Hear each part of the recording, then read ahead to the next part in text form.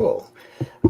So, this exciting topic for us talking about change. And in fact, I think that we are kind of all of the mind that, yeah, some things change and a lot of things just stay the same.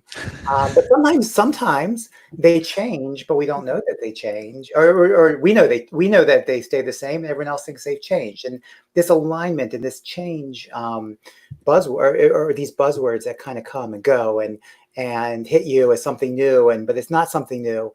It's all confusing. Wow. I'm confused. Yeah. I know. I'm already confused. We just started. So what about you? For both of you, what do you think? What changes? What stays the same? I'll go for it. So what changes is the names we give to things. What stays the same is the fundamentals of the methods we use. Even though sometimes we've actually improved those methods over time incrementally, every now and again somebody will come up with some new term for them, but we were probably doing kind of the same stuff before, just now it has a new name to it. Yeah, I mean, I feel like, kind of thinking about our backgrounds, I started 26 years ago, or actually more than that when I was in college. And at 20, yeah, I mean, it hit me first, 27 years ago. Yeah, I feel like I've seen a lot, over those years. So, but what's really changed in it and what stayed the same? I mean, one thing that has changed, I think, is we're not trying to prove ourselves as scientists anymore. So we don't do these massive lead ups to our studies, and we don't take 2 weeks to run through like 50 participants to try and find a result for something, which actually makes me feel a whole ton better, because those were really boring studies. Yeah, I mean, there was an error, originally. I remember that era of kind of, we are researchers, like, just like the psychologists in the lab. We follow all these protocols, and the protocols were very lengthy. It just went on and on and on. You will do this, you will do this, you will be. It was like that voice of God, where if a researcher should walk in the room, sometimes it would interfere with the validity of the study. But you just have this voice. You will now do this with the interface. Yes, over the intercom system. And I mean, just think what it must have been like to be a participant in those days. You must have felt. Yeah. But it didn't have to be that way. And we realized that later on, that we did change. We kind of said, hey, you know what? We don't have to justify our existence all the time. It's okay. And we did change there. We did kind of become a little more relaxed, when we're not talking about at least medical devices and such, where there's FDA approval involved, certainly, and it's a little bit different. But that's still boring, but is it necessary, I guess? Yeah. Yeah. I mean, you still need those large numbers for FDA, or you get your approval. But by and large, for kind of at least in my world, for those screen-based interfaces, it's okay to be a little more relaxed. It's okay to be to kind of not be so scientific, to be scientific but not scientific, not with the rigor that we thought we needed, or the culture kind of projected that we needed in the past. Well, I was going to say, can we take a big giant step back and kind of put in context that when I first started looking for jobs, I was not looking for a UX job. Right. I think we probably ought to start with terminology, because we're talking about how methods haven't changed and things haven't changed. But I think that one of the ongoing things to contend with in user experience is that the definition of user experience, roles and titles and activities, while the fundamental work doesn't change, the interpretation of what those things are, the language used to describe them, et cetera, seems quite different. At least in my tenure as a UX professional, I've been called a usability project manager. I've been called a UX designer. I've been called a user researcher. I've been called like any number of combination of things. So I think I would like to zoom back and kind of put the framing of fundamentally the work that we've done, whether there's new technologies, new methods, new, whatever stuff that we have to adapt to, I think fundamentally the stuff hasn't changed, but I think the terminology and the way that we get looked at from other people has changed. And I think that that's an ongoing thing that we have to contend with. Is like, what do you do? Well, depending on who I'm talking to, I answer that very differently. Yeah, so I think terminology is one of those things that I wish it wouldn't change so much. Actually, I wish that we could have better defined terminology for all of the things that and I know Cory agrees with me on this because we talked about it extensively. Chris, I'm curious about your perspective.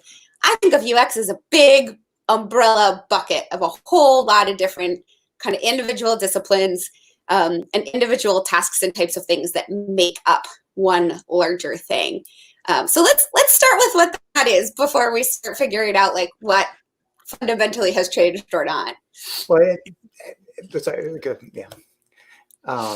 So if we take a step back from that step back, then oh no, we're getting so recursive.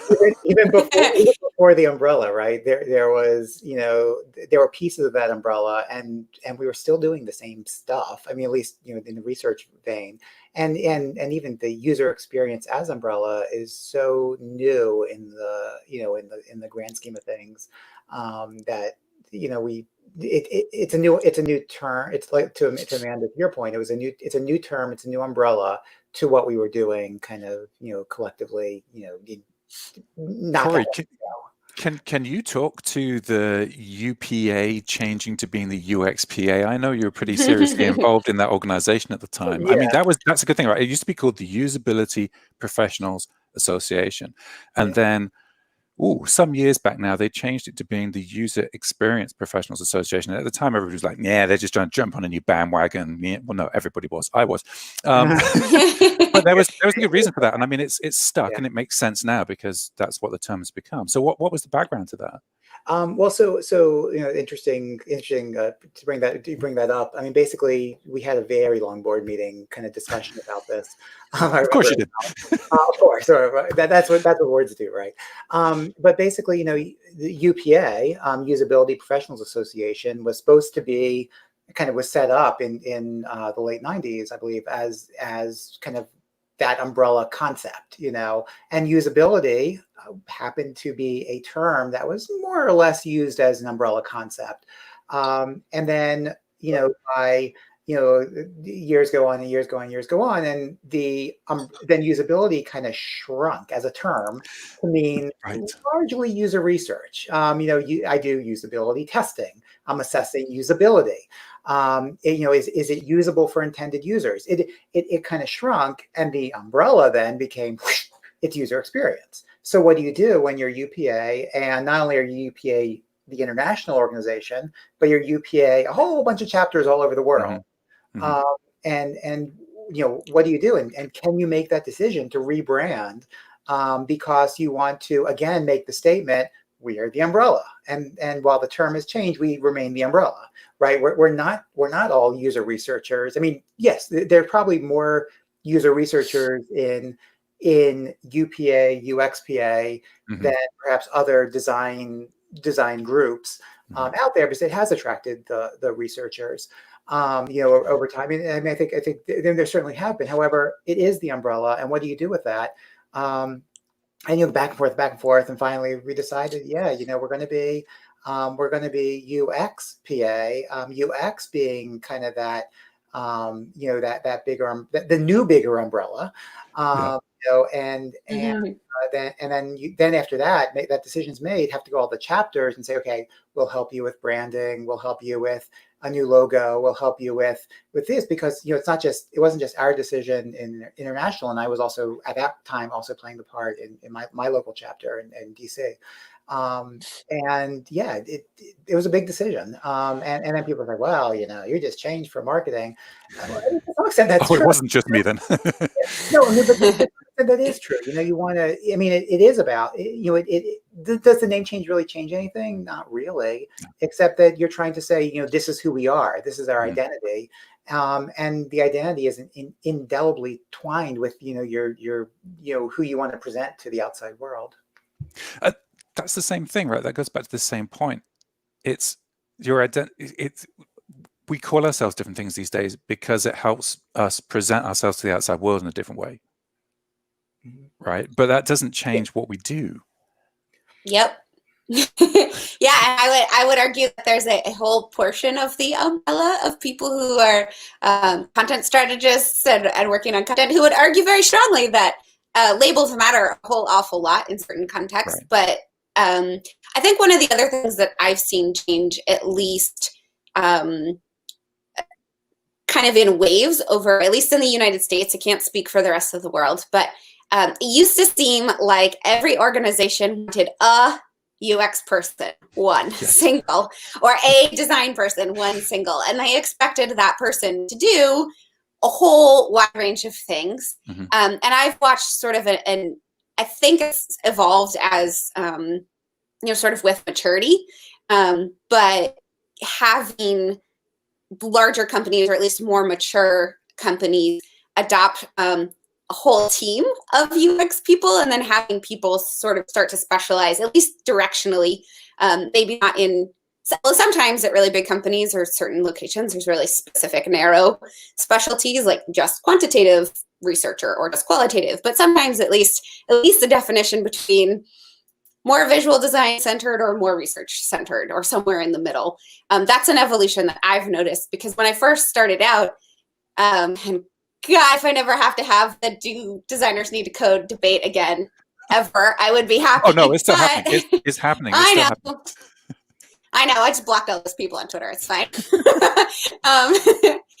But I think one of the things that's changed too, and kind of to the point, Chris, you were making, was that depending on what you call yourself and what organization you're in, there's different expectations about what a UX person can and should and will be doing.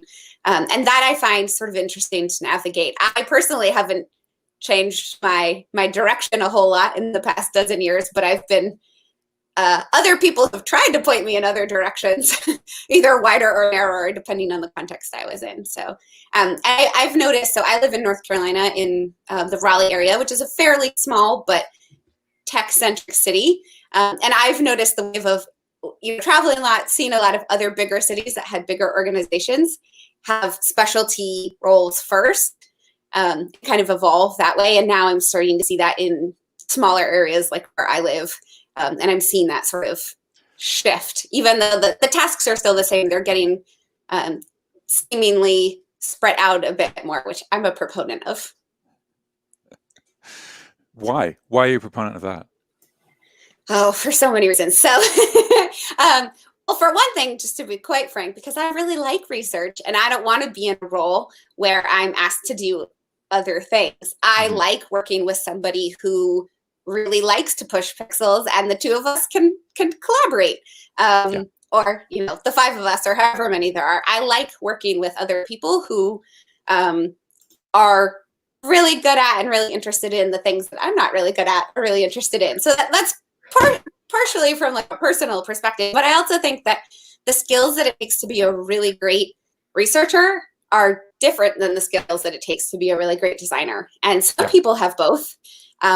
It's much harder, and it usually takes a lot more practice and a lot more experience. And a lot of people pretend like that they like to do both because they think that's what they need to do, or pretend like they are good at both because that's what they feel like they need to do.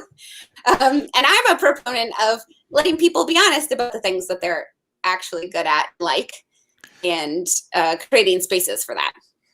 I think we've got more opportunity to do that these days, haven't we? Because there is more of an understanding that there are different roles, and that you might need more than one UX person in your whole organization, and that maybe one needs to be more of a researcher and one needs to be more of a designer.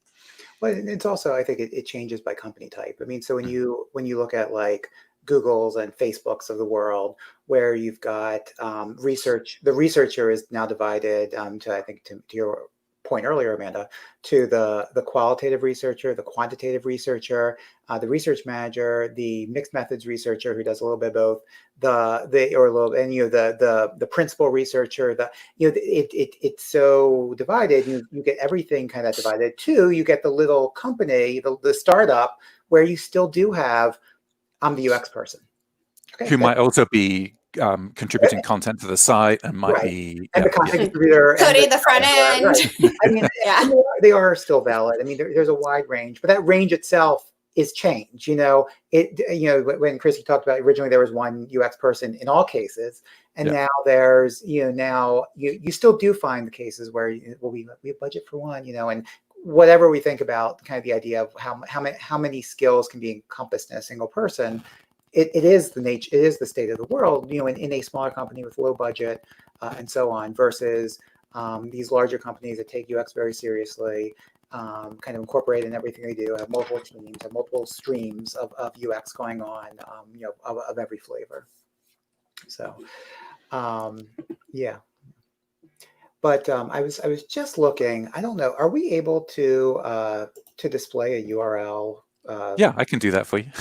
Okay, so let's see. It just occurred to me as we were talking. I need to construct the URL here. Let's see. Okay, so back in 1999, how do I do this? Do I? If you can, Yeah. if you want to put it on a banner, make a new banner. Make a new banner. Yeah. So I do this very spontaneously. It just really occurred to me how I saw usability in 1999. Oh man. Okay. Here. Wait.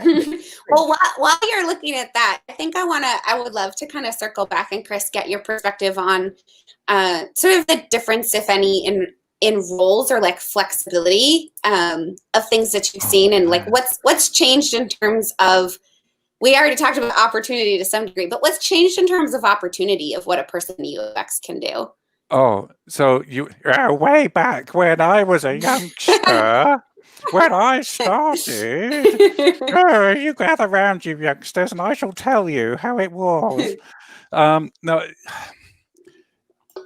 I think, so here's some things that have changed. There's more tools to support us now. So there's more capacity for you to do your job properly. And it's without having to run around and do all sorts of other things too. So there's a bunch of stuff that we do now. Oh God. There's a bunch of stuff that we do now that we couldn't have done before because we just didn't have the time, which has made the role of an individual person like a user researcher easier. I never did design work, but there was always kind of an implication that people who did usability might be able to do that kind of stuff, or might also be able to do tech writing or those kind of things. The roles have not fragmented, have distinguished themselves, but there's not that much change in the work we do. Seriously, I still run studies with participants. It's got faster. There was definitely some changes, especially when things like Agile came along. If you're trying to keep up with Agile sprints, you definitely need to be using discount methods and things like that, rather than the old school approach to running some monumental studies. And that's all changes for the better. It's allowed us to do that. There was a comment earlier on about we don't have to justify ourselves as much anymore. And we don't have to justify running small studies with a small n participant size to teams when they see the outcome from that. I think a lot of that is because we've got better at telling teams to show up to the damn studies rather than having to write reports afterwards as well. Maybe. Okay, Cory, show us that scary web page. Now that I know how to do this, let's see. Cory's playing with the interface. Yay! Okay. All right. There we go. So Cory, give us some context. Cory, is that you in a tux? That is. It was a wedding picture, back in 97. So this was in 99. And this is, I was doing usability, but I couldn't find enough people, and I was freelancing at this point, couldn't find enough people to hire me for usability. Like it wasn't, so, okay, I could do web development. By the way, anyone reading today, I can't do web development. It was easier back then. There was two text files, your HTML file and your CSS file, if you managed to split your CSS out from your HTML file, right? Some database stuff, some data analysis, quant stuff. And oh, by the way, bullet number 4 is web usability. And that's what I really enjoyed. But I was like, you know what? It's few and far between those usability projects, 21 years ago. And, and there's some training too, and so on. But I mean, that's how I saw, this defined, usability was like, second fiddle to all these other people would hire freelancers for all this other stuff. Mm-hmm. But it really kind of defined what what the world was like in 99, even though all these same things exist today. And I finally, bullet number 4, became my exclusive swim lane, shortly, along the way. But yeah, so anyway, so I think, I discovered this once on what's it called, the Wayback Machine, and I saved the image file. But anyways, let's turn this off. It's so cute. Okay. But you don't want to stare at that? Why not? I want to, yeah, I don't know. That's pretty impressive. But you're right. I mean, that was, I never had to do that. But I didn't start in a job in usability. There wasn't a job in usability. I think IBM might have started their usability lab in the UK about the same time as I started working, doing something completely different for a financial institution in the UK. And it was only after a couple of years working in a financial institution that financial institution had used IBM's usability labs and decided that it was going to be way cheaper to build their own than to carry on using IBM, however much it was per 2-week monumental study that you had to do each time. And that's when even then I think we called ourselves usability something rather than user experience. Wasn't even, that was a term that I think Don Norman coined several years after that. Jacob Nielsen's book on usability engineering had come out the year previous to that. Oh, good grief! Now I'm really dating myself, aren't I? So it wasn't a thing that you could say was your job until mid-90s. And then it was one kind of catch-all phrase. I think there was a difference between designers and usability people, but to be honest, when you're working on green screens, there wasn't really, visual design wasn't even a thing back then. We were talking about, green screen terminals, 3270 terminals that had no visual design. There was still it was still up to usability people to think about design of the screen, how the screen was laid out in those days. I remember a project I worked on for like 9 months. I was kind of dedicated to this project for a while, which was all turning a TN3270, is that yeah, right? Screen system into its first web-based interface. And like they wanted like the recreation of a TN3270 system, in on the web. And you're like, well, of course they did, because the people who use those 3270 terminals were typing like 13 screens ahead of where it was, because it wasn't real time. It was just an interface to a mainframe somewhere. So of course they wanted it to look the same, because these people had inbuilt muscle memory for this system. And then you give them a mouse and slowed them down by 50%, 100%. You could do with the arrows. You go, whatever. And now you got, I gotta go. Yeah, well, and I think something that people pretty frequently ask me, both in terms of research, but also with design, is, like, what tool should I learn next? Should I be doing, user Zoom, or should I use user testing, or should I use Figma, or should I use Sketch? And my answer to that always, both from the design end of things, although that is not as much my specialty, and from the research end of things, is that you can always learn a new tool. You might be more efficient with one, you might be comfortable with one, there might be pros or cons, but you can always learn whatever the tool is. But you have to know the fundamental things that go into creating whatever you're creating. So whether that's writing a good, test plan for usability tests, whether that's writing a good discussion guide, or whether that's, deciding what the layout of a web page or an app screen looks like.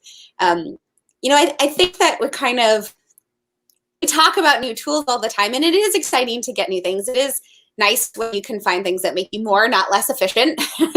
But people are constantly asking me, like, what should I learn so that I could be a good UXer? And I'm like, I don't care what tool, like, at all. And when I was in a position to hire people, they'd be like, well, what, like, design tool stack should I use? And I was like, I don't care. Yeah. I don't care. Like, doesn't matter. Right. So I think that, it's nice to have opportunity to do things. Earlier today, I was working with a remote tool that is allowing me to recruit people within about 24 hours. And I wrote the screening questions myself. And it was kind of a good reminder of, as much of the tool changes around it, I still had to know how to write the screener. Mm-hmm. I still had to know how to put the discussion guide together. Mm-hmm. I'm still going to moderate the session, so I still need to know how to do all that basic fundamental stuff. But now I can talk to people in Hong Kong and have them show me their mobile phone screen, Whereas previously I would have had to go to Hong Kong in order to do something like that. And, now there's watches with screens that are this big and phones with 1,000 different sizes and all kinds of different stuff. But all the fundamental stuff, it's pretty much the same. Yeah, we were having those same discussions about screen sizes back in when we first got GUIs. It was like, well, do we design for 640 by 480 or do we design for 1024 by 726 or whatever it was, whatever that multiple of power of 2 is. And I mean, it was still a big issue then. Now we've decided, that was all a waste of time, and we'll just design responsive stuff that works across different screen sizes, or we'll design specific interfaces for our tiny screens and our big screens. Yeah, but it's still the same design principles that go into those things at their basics. It's still the same psychological principles. People don't change that fast in their behaviors. We force them to. Mobile was a big change, and I think as a usability person, I had to struggle to find the tools that would let me do the things I'd normally do research-wise with mobile. So that's one thing that changes, where the tools don't keep up with the technology. We're always kind of like a little step behind until some awesome person comes out with a tool that lets you share a mobile screen in a usability session or whatever. Right, which is still remarkably clunky. I mean, oh yeah, but it's less clunky than what we used to do, which was have the phone have a big stalk coming off of it and having a camera pointing down at the screen. Yeah. Yep. Done that, been there. That was horrible. That wasn't even that long ago we had to do that, but now it's easier. But like you say, there isn't. But what do we? Oh, there isn't the perfect tool to do it yet. But it's so much easier than it was, and that's possible. Yeah, it's possible. You're right. But what does it make possible? It makes the same thing possible that we've always done, which is observing representative users doing representative tasks, hopefully in a representative context of use, so that we can then learn about what their behaviors are and make changes based on that.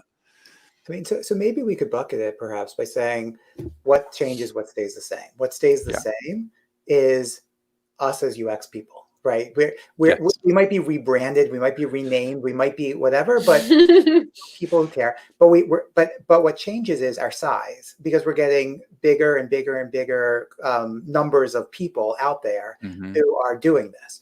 By the change in the size. But the size is also a smaller and smaller and smaller amount of that stuff that we do potentially. Well, the narrower focus. Yeah. But as the number of people who do this expands, the number of tools expand. Why? Because there's a bigger market. I mean, when you have a bigger market, you have more tools. So that changes. You will get more tools. And simultaneous in a separate stream, the technology changes. And the technology changes. And we have AR, we have VR, we have like bio-based technologies kind of that are probably starting to interface soon. And those just keep changing, but we're still the same. And we have our new tools, but we're still the same. And we have our new terms, and we're still the same. Yep. Yeah, I think the other thing that is never going to change is that there's always going to be something to adapt to. Even in the same amount of time, if I'm working on multiple projects at once, which is most of the time, there's always something particular about the prototype I'm working with, or the product I'm working with, or the technology we use. You always have to adapt to something. That pretty much doesn't seem to change. But all the core fundamentals of, like how you listen to people and how you observe people and how you, kind of put together, whether the interface is via voice or via a mobile screen, the way that things get put together in a way that makes sense to other people, we just like humans don't adapt that fast. We adapt to big things like we have mobile phones now. But fundamentally, our brain chemistry is not that different than it was 25 years ago. Which is why we deal so badly with mobile phones. But yes. Yeah. But yeah, I mean, but then, so I think kind of to maybe some of our earlier episodes, one of the best skills a UX person can have is that adaptability and the desire to grow, to keep learning. If you want to survive as a UX professional, you've got to just want to keep learning, keep growing, keep adapting. And it's not necessarily a fundamental change, but it is growth. Growth, with technology and methods and tools, everything. You just have to keep growing and being willing to do that. No, I just want to fossilize, please. I want to stay where I am and never make a change again. Kidding. It's true. I mean, and most of the time I see that, and rather than thinking, oh God, something else to learn, I'm like, oh great, something that's going to make my life easier and let me do more of this stuff faster. Like Amanda's point, being able to recruit people online rather than spending, if you've ever had to recruit your own participants, I will pay not anything, but pretty much whatever it takes to have somebody else do that for me, and still, as long as I get good participants at the end of it. Yeah. So yeah, that's made things a lot easier. Any of those tools that make my life easier, I am so for them. Yeah. Yeah. Sometimes though, I feel like we rely on tools, or not. We kind of in the big picture, rely on these tools to do things, and then start trusting tools and start moving away from the manual processes, and then things aren't good. So, I'm thinking about accessibility, right? It used to be with web accessibility, with mobile accessibility, you would say, okay, we're going to manually review the content. We'll figure out what's wrong. Then there were these automated systems. Okay, system will tell you,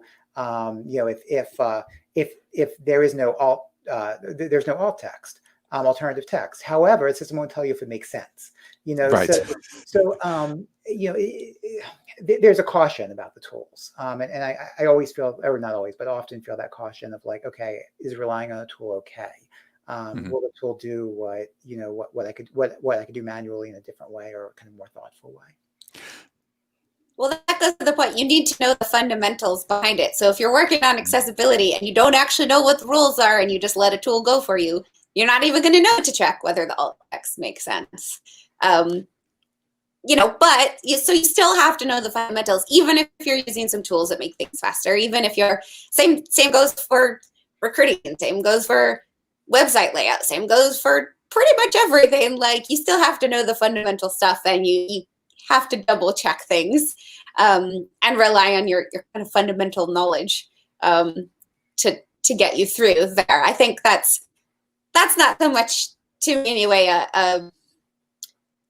the blame of any one specific tool. That's people who don't really know what they're doing, trying to use tools to get by. And there's plenty of people out there who still do use those tools without understanding how they work, and you get predictable responses, predictable outcomes from that. You end up with a bunch of poop. It's like having something that dating myself again. When we used to use certain tools from a certain large vendor for creating websites, and then you'd have to go through and actually hack the code that the tool created in order to make it do what you wanted it to do, because it was just creating piles of blah. And so, unless you know what's actually going on underneath the covers, it's not really necessarily going to help you that much. But that's the beauty of having that core set of skills and the adaptability to then, it allows you to evaluate which of those tools is going to work for you. If you don't have that core set of skills, you might end up trusting a tool because its marketing speak says it's wonderful, but you don't know for sure whether it actually is or not. Yeah, and maybe there's different layers. I mean, there's the fundamental layer, which is understanding the umbrella, right? You understand, user experience, but you understand people. Like, you understand it's about the people, it's about the people, it's about the users, it's about the customers. Okay, so you understand the people layer. Then, one step down, you understand kind of the general method layer, right? So in research, you understand you do this thing to find this other thing. But then you understand the tool to do the method to get to the people, right? So, each step of the way, you've got to kind of keep your eye on it, and don't forget any of those layers. And if you change the tool, that's okay, because there's still the method, and then there's still the fundamentals. Yeah, it's something which, especially now that lots of people are trying to do stuff remotely, design thinking is something where, so first thing about design thinking is almost like a name that somebody came up with so that they could almost trademark a concept which existed beforehand, which was user-centered design. But within this thing, which has now become design thinking, capital D, capital T, there's a whole bunch of techniques we use, which typically were paper-based, a lot of them with sticky notes on walls. And now that we can't do that necessarily because we can't get together as a group, I get a lot of questions about, well, which tool should I use? And to be honest, the last time I got that question, I actually gave up and just answered it with a list of tools. But normally my response is, it's not about the tools. It's about you guiding people through an exercise that helps them to come to insights about the people that they're creating software for, or a product for, or a service for. But it has worn me down, and I realize there are people out there who just want a list of tools, and maybe they're quite capable of doing the insights part themselves. They just want a list of tools. So now I give them a list of tools, but the thing is, I feel bad for doing that because I can't vouch for any of those tools. I don't think that any of those tools on their own is particularly amazing. It's how you use those tools again. And oh God, that's that rant, isn't it? About, it's not about the tools, it's about what you know. Well, maybe that's another example of something that doesn't change, that no matter what fancy tool you have, no matter what thing you have at your disposal, you can't rely on that alone to get you where you need to be. You still have to know the underlying process or method or technique that kind of lays on it. So whatever new shiny tool comes out, and some of them really are great, some of them really are super, but whatever shiny new tool comes out, don't rely on just the tool. To Cory's point, remember the fundamentals and the foundation of what got you there. Right. Yeah. And what's kind of interesting also is that the shininess is the tools that imitate the offline world. So what's a cool whiteboard? It's a whiteboard. It's a virtual whiteboard. You can move stuff around and share it. It's awesome. Yeah. In fact, you could take a Google Sheet. And you can have a group copy and paste little cells back and forth, and you can just as well, simulate a kind of a sticky note session, where you're moving stuff around. I mean, and you could say, well, it's not as shiny, or it's kind of unattractive as a whiteboard, but you could do it if you want to. You don't need any dedicated tools for kind of this whiteboarding session if you don't want it, as long as you know what to do. And I think that's what distinguishes the best tools from the mediocre tools. Is, let's use design thinking as a example here. At the moment, there are very few tools which actually rethought the process to make it work in an online environment. There's a lot of tools that do this kind of skeuomorphic thing of, oh, here's a whiteboard, but it's digital. Oh, here's some sticky notes, but they're digital. And basically, you're just adding the digital part to something that already existed and was much better and easier to do in person. There's a couple of tools which are starting to take the essence of what a design thinking exercise is, reverse engineer that, say, well, what are we trying to do? And then create online tools that do that for you in an asynchronous way where it normally would be synchronous, or whatever it takes to create that thing. And maybe we were using sticky notes on the wall because it was a good way of sharing a group of ideas amongst a group of people and making sure that each of those ideas was a very small and concise idea or concept. And so that we could then sort those and put them into groups. Well, there we go. There's what we need to do. It's not that we need sticky notes. We need a thing that lets us do that stuff. Oh, well, let's develop a tool that lets us do that. That doesn't necessarily involve putting colored squares, digital, on a page. And we're only just getting there with the design thinking thing. There's a couple of companies out there that are beginning to do that. I think there's some other areas like recruiting, for instance, where maybe the problem wasn't so hard to start with, but at this point, the online tools have now worked out they don't have to replicate what happens in real life. They can be better than that by leveraging the power of digital to, for instance, recruit from a larger group of people, to have a pre-existing panel of individuals you can pull from, to let you specify different categories of qualities that you wanted in your participant group. So definitely it's not just, oh, which tool should I use? It's, let's think about what the tools are that actually help us improve our jobs in a digital space. Yeah, all of that talk about like making tools that actually serve a goal versus just digitizing an analog version of something also sort of reminded me that I would be remiss to have a conversation about change and not also recognize that sometimes user needs do change really rapidly over time. If you had asked pretty much anybody about 12 months ago, whether most people would have been either working from home or unemployed right now, Right. I doubt that they would have said yes. And, it's not, we're in a particularly interesting point of time right now, but even if you just think about it, like thinking of mobile phones, how many of you still have like a phone in your house? How many of you still have a rotary? Probably not that many. How many people actually use their phone for phone calling? Right. I don't like to, if I can help it. And so I think that one of the other things to kind of remember is that user needs change with the context of the technology that's available in the time that they're living in, the things that are doing really well and are really popular right now in the midst of a pandemic are sometimes really the same and sometimes really different than the things that were really popular and working really well beforehand. And I think that it's also important to remember that, especially when we talk about user research, things are not static with your users. Something that worked for them 5 years ago when you did an initial round of exploratory research is likely to have shifted. Maybe a lot, maybe a little, maybe not at all, but you won't know unless you do. So I guess that's my shameless plug for, you don't get to do research once and then you're done. You should be doing it not constantly, but like pretty much all the time, because things change all the time. And something that you designed that worked well 3 years ago is not necessarily likely to fit needs as well anymore, because needs shift over time. And that's, potentially a whole different conversation too. That's my shameless plug for, you should keep researching, even if you've done a lot of research before. You don't get to stop. Those darn users and their changing needs. I know. Can't believe people change their minds. A blog post.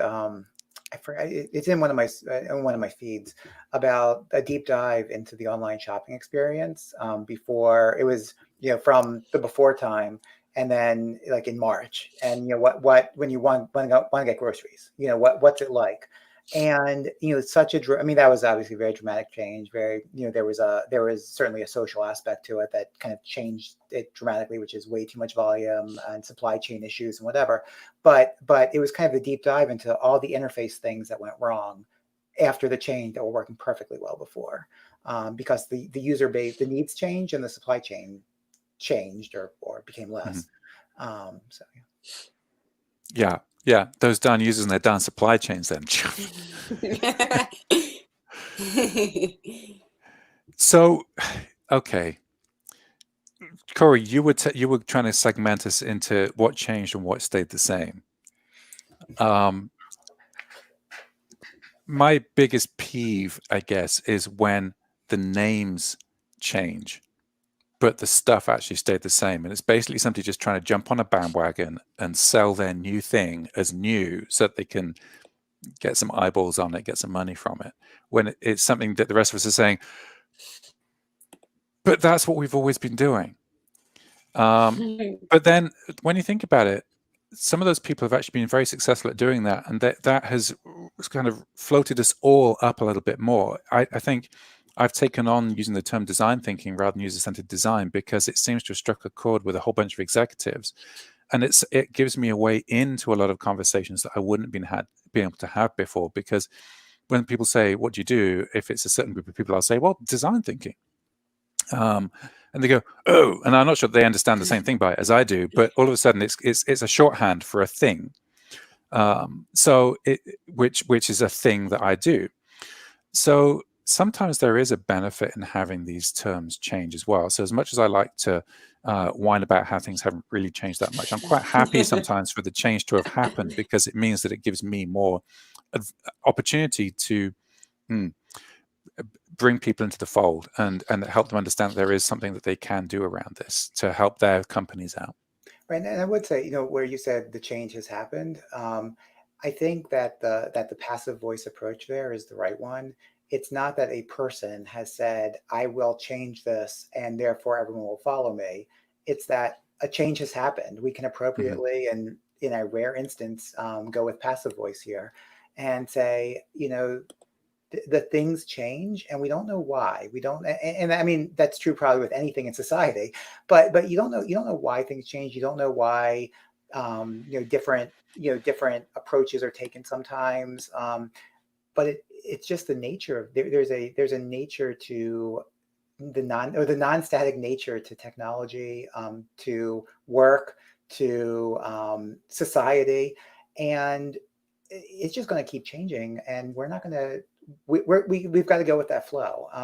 We can't necessarily. We need to adapt to it, not push to be I'm the same. Go with the flow. I agree. I hate going with the flow sometimes because it's not against my rebellious nature. It goes against my rebellious nature. But you're right. And if I could predict which one of those amazing new terminology things somebody's taken will actually take hold and become the new words for something, then I'd do that myself, and it'd be rich. But I'm happy to go with it because there's no point trying to fight those things which have made it into the common consciousness. If it's a way of actually promoting what we do and helping make the world a better place for users, then I'm okay doing that. Yeah, I would say that maybe one of the other things that hasn't changed is that maybe the targets are different, but user experience people need to be able to sell. We need to be able to persuade, and we need to be able to explain. And whether that's, by utilizing the popularity of a term that is just a rephrasing of something that's already existed or whatever, I think that's another thing that hasn't changed. So we started by talking about a little bit how we don't have to, sort of stand up for ourselves as much or prove our expertise, but I think we still always kind of have to sell and have to be able to persuade. So I would put that in the bucket of smartly taking advantage of current norms. You mean jumping? That's a different term for jumping on the bandwagon, right? Smartly taking advantage of current norms. Yeah. No, that is actually what that is. I'm going to give you some credit, Chris. That is understanding your user base and using terminology that resonates with them.